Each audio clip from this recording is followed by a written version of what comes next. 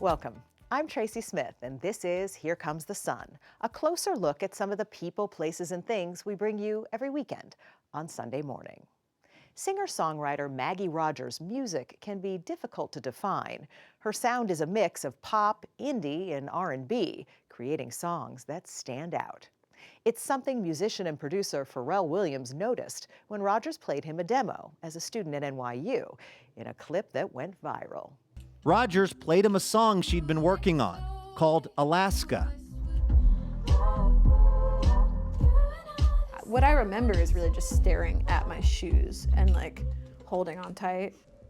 Wow. Wow. I have zero notes for that.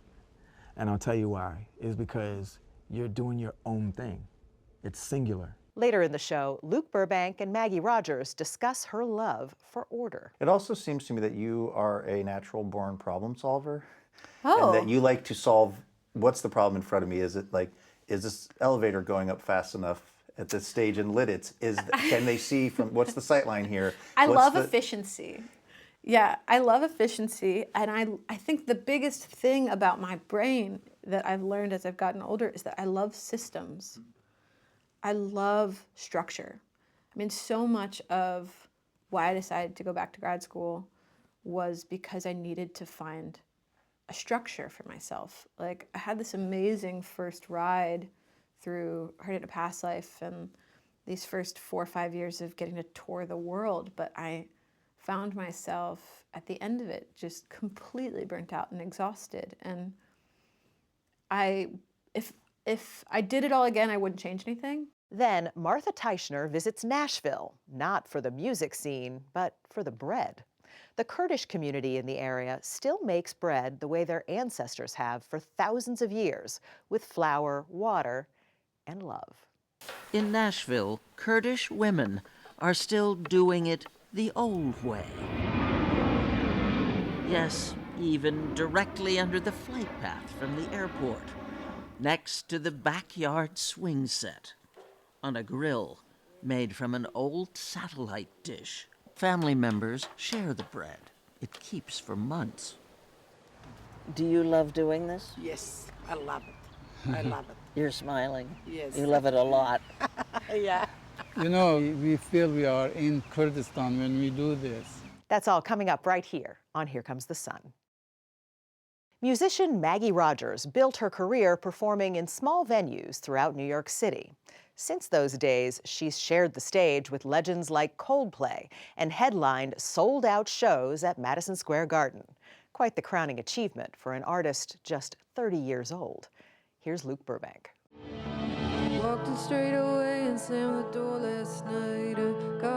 In a nondescript building in a tiny Pennsylvania town, Maggie Rogers is getting ready for her big moment.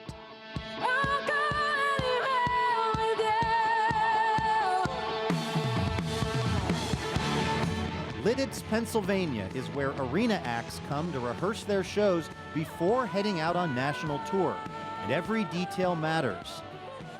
3, 2, 1, go for a lift. When we caught up with Rogers, Have your pop star power stance. Okay, And your yeah. shoulders back. Why am I so nervous? There's not Isn't even it anyone crazy? here. she was just weeks away from a career-defining event. Madison Square Garden. You sold out Madison Square Garden. Twice. Like, I don't know how to like compute that in my brain. Like, I don't understand it fundamentally. To be clear, it wouldn't be Rogers' first time on a big stage.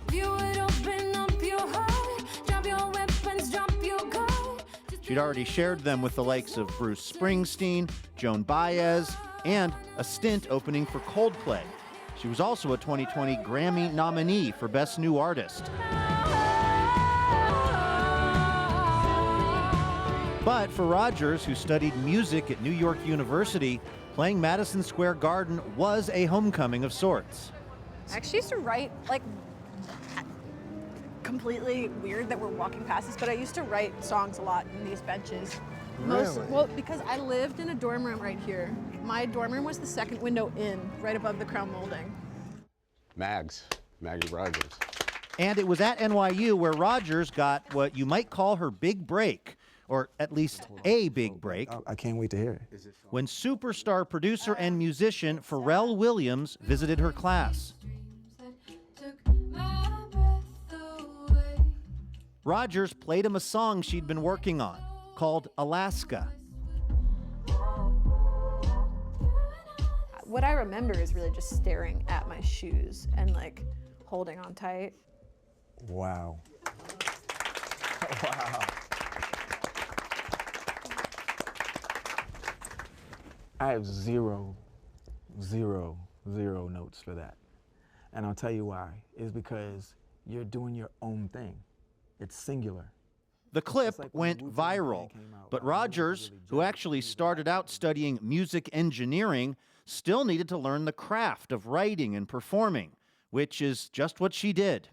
I've played like every bar and club on the Lower East Side and every DIY venue in Brooklyn that existed in my time here. With everyone around me, sing it! Now at the age of 30, Rogers has built a close relationship with her fans.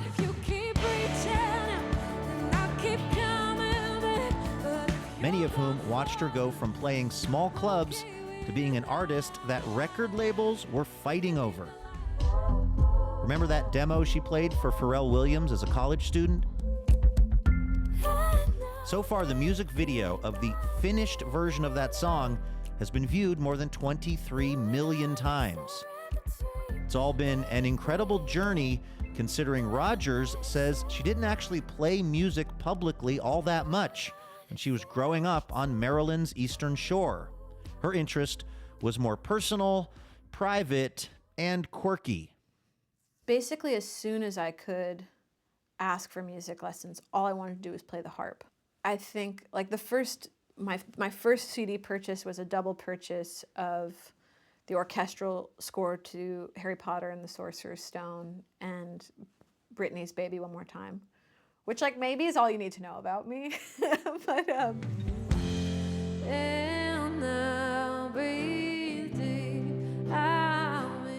And you hear it in her songs, a pop sensibility with a tremendous intellect behind it.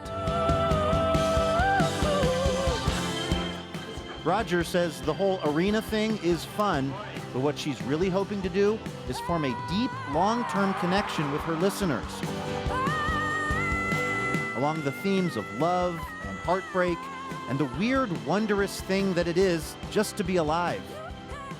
I really prefer to work in long form, and I really feel a lot of gratitude for listeners that want to have an active listening practice and who also have the patience to want to spend an hour of their time listening to the way that I sequence the record, or who has appreciation for those things. And I've always loved art that takes time. Something else that separates Rogers from your typical pop star? Back in 2021, she took time away from her music to enroll in a graduate program at Harvard University, focusing on religion and public life. I really needed a second. I needed to sort of reorient my life, and I needed to be new at something. I had been living in a world where everything was about me and my career for like 5 years, and then applying that to music and to concerts and to these really large public gatherings. Large public gatherings that have become, for both Rogers and her fans, something almost spiritual. This couldn't have happened in any different way. Like, I'm reaching Madison Square Garden and stepping on that stage and being like, I'm really ready for this. And that in itself is such a gift that I've sort of tried to keep from contextualizing this for myself, because as soon as you figure out what it is, it changes. You know, I'm always at the eye of the storm. It's really calm where I sit, And I'll never, ever be able to know what it looks like from the outside. But what I can know is when I've really dedicated myself to my art and when I think I'm at my best. And I like to think that I'm doing both of those things as much as possible.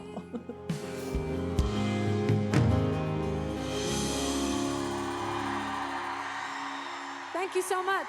We'll see you soon.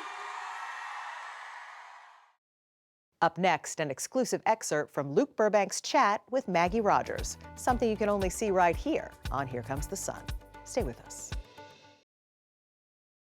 As promised, here's more from Luke Burbank's interview with Maggie Rogers. You said something to me that was really interesting, which you said you think you might be the sort of the most famous, maybe somewhat less known singer in America. You're selling out Madison Square Garden and all these venues. You have all of these fans, but there is still a section of the American population that may not be familiar with you. How do you think about where you are in the sort of public awareness? I don't know.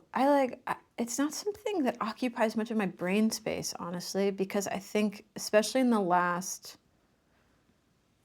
decade that I've been doing this, it feels like it changes every 2 or 3 years. Like when I started making music, there was such a congealed sense of pop culture in a moment. And I think along with everything else in news and media and society, it's just been fragmented. But I think I've always said that I'd rather mean a lot to a small group of people than mean a little to many. And I've also always really known that I'm an album artist. You were talking about feeling like a key part of your art is caring about it and the people who experience it, and also sharing your life with your fans. I'm curious how much of the song is based on actual things. I'm thinking of a specific song on the new record where you talk about being at a restaurant and a potential date calls you up to say they got tickets to the Knicks game. And is that a thing that actually happened to Maggie Rogers, or is that just based on a thing that could happen? It can totally happen. I think when I started making music, I really made this promise to my audience that I was going to tell the truth. And even on my piano at home, there's a little sign that says, "What's the truth?" And obviously, truth is subjective, whatever, but you know your own personal truth. And Don't Forget Me as an album was such an exciting, creative journey because it was made super quickly. It was made in 5 days in this room, 2 songs a day. And I didn't think that I was making a record. It was the first time I'd ever worked with this collaborator named Ian Fitchhook. And the songs kind of just came pouring out, and we were just having a lot of fun. And So Sick of Dreaming, which is the song that you're referencing, no, that I did not get stood up at a restaurant for a Knicks game, but that sort of campy, sassy voice on that song is so inspired by so many powerful women that I love, like Shania Twain or Carrie Bradshaw. I was going to say, it's got powerful Sex and the City vibes. 100%. And then the Knicks lose. She's got a leopard purse and a really good leather jacket. Right. And it's this classic New York scene, steaks and martinis. Right. But to me, it was just a way to take the pressure off and just, I think so much of your life as a musician is focused on getting to the place where you can make music forever. And that's all I've ever thought about, is how to make music forever. It also seems to me that you are a natural-born problem solver. Oh. And that you like to solve, what's the problem in front of me? Is it is this elevator going up fast enough at this stage in Lidditz? Can they see from, what's the sight line here? I love efficiency. Yeah, I love efficiency. And I think the biggest thing about my brain that I've learned as I've gotten older is that I love systems. I love structure. I mean, so much of why I decided to go back to grad school was because I needed to find a structure for myself. I had this amazing first ride through Heard It in a Past Life and these first 4 or 5 years of getting to tour the world, but I found myself at the end of it just completely burnt out and exhausted. And if if I did it all again, I wouldn't change anything. Like, I did what was required to build this foundation and connect with this audience, and I wouldn't trade that for anything, but it wasn't sustainable for me. And so much of what I got from the process of grad school was thinking about what is a sustainable structure to be an artist. And it's made coming back to music for this third record feel so joyful and so light and so fluid, because I am learning on stage that there are two real things that create a successful show. The first is an enormous amount of like surrendered presence.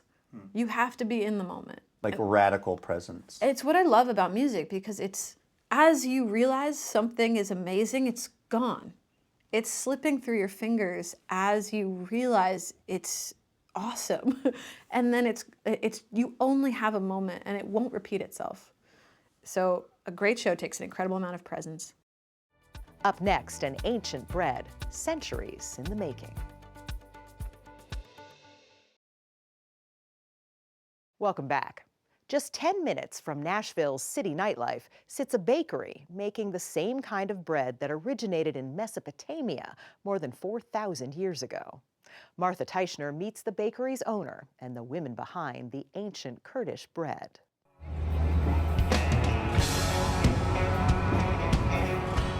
Nashville calls itself Music City. No secret that it's the capital of country. But who knew that not 10 minutes from the city's nightlife, in this nondescript shopping center, you'll find the capital of Little Kurdistan, where you will also find an ancient marvel, their bread. Bread they can buy at Nowruz Market, Mehdi Misto's bakery. How important is bread? They cannot live without bread. Bread nearly identical to some of the oldest bread in the world, as it was made more than 4,000 years ago in what was once Mesopotamia. It's where the Kurds are from. They're spread mostly across modern Iraq, Iran, Syria, and Turkey. The late Iraqi dictator, Saddam Hussein, spent more than 20 years trying to obliterate Iraq's Kurds, killing thousands. Millions were displaced. I just took chance. I say I will leave. I don't care. Eventually, Mehdi Misto ended up in Nashville, where more than 20,000 Kurds now live. They began arriving in the 1970s. Where do we start? We start with making dough. And brought their ancient bread with them, traditionally handmade by women. Well, this is cultural thing. I brought one guy, he goes, I can make bread. After 1 week, I have to tell him sorry. Nobody will buy it. People come in that window, they look at it, they say, nah. So it was they saw that it was a man making it. Exactly. The most popular Kurdish bread is called naan, same name, but thinner, with different ingredients than Indian naan. So she takes a bowl. Yeah, there's a bowl, yeah. And then throws it around like a pizza dough. Yeah, yeah. A man can bake the bread as long as he doesn't touch it. The basic recipe, flour, salt, water, yeast, hasn't changed in millennia, and neither has bread making. In Nashville, Kurdish women are still doing it the old way. Yes, even directly under the flight path from the airport, next to the backyard swing set, on a grill made from an old satellite dish. Jamila Hadi learned when she was 11, watching her mother and grandmother in Iraq. So how often do you make the bread? Maybe 1 month, one time, or sometimes 2 months, one time. It's kind of like a party. Yes. Yes. So it's fun. Yes, it's fun. Family members share the bread. It keeps for months. Do you love doing this? Yes, I love it. I love it. You're smiling. Yes. You love it a lot. Yeah. You know, we feel we are in Kurdistan when we do this. Where just surviving wasn't easy. And having bread meant having life. This is really good. I'm Tracy Smith. Thanks for joining us. We'll see you here next time on Here Comes the Sun.